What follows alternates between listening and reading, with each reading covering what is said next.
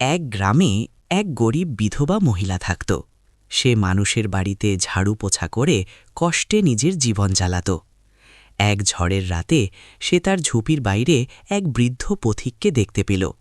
লোকটি বৃষ্টিতে পুরো ভিজে কাঁপছিল। মহিলার নিজেরই জ্বালানোর মতো গাছ ছিল খুব কম, তবু সে আগুন জ্বালিয়ে সেই অচেনা মানুষটিকে উষ্ণতা দিল।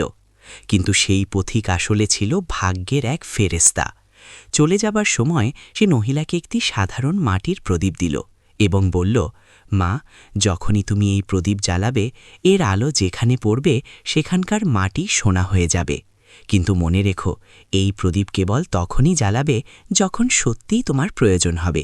যদি তুমি এটাকে দিনের আলোতে বা অপ্রয়োজনে জ্বালাও, তাহলে এর শিখা তোমার চোখের আলো কেড়ে নেবে। মহিলা খুব বুদ্ধিমানের মতো প্রদীপটি ব্যবহার করত। যখন তার খাবারের প্রয়োজন হতো, সে অন্ধকারে প্রদীপ জ্বালিয়ে সামান্য মাটিকে সোনা বানিয়ে নিজের চাহিদা পূরণ করত। এভাবেই সে শান্তিতে জীবন কাটাতে লাগল।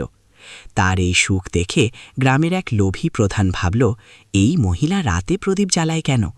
আমি যদি এটাকে দিনের আলোতে জ্বালাই, তাহলে তো পুরো জমিই সোনা হয়ে যাবে। প্রধান তার গুন্ডাদের দিয়ে প্রদীপটি চুরি করালো। দুপুর বেলায় সে মাঠের মাঝে দাঁড়িয়ে চিৎকার করে বলল, এখন আমি পুরো জমিকে সোনায় পরিণত করব। সে প্রদীপটি জ্বালিয়ে দিল।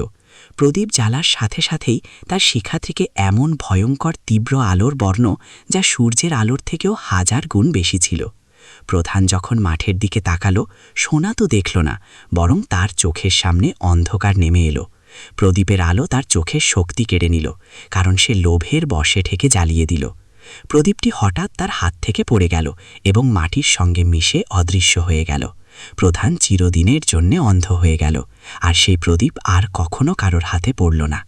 অনেকে সেই গরিব বিধবা আবার আগের মতোই পরিশ্রম করে জীবন কাটাতে লাগল, কিন্তু সে খুশি ছিল, কারণ অন্তত তার অন্তরে লোভের দাগ লাগেনি। লোভ মানুষকে অন্ধ করে দেয়, আর সংযম আর সন্তুষ্টি মানুষকে সত্যিকারে শান্তি দেয়।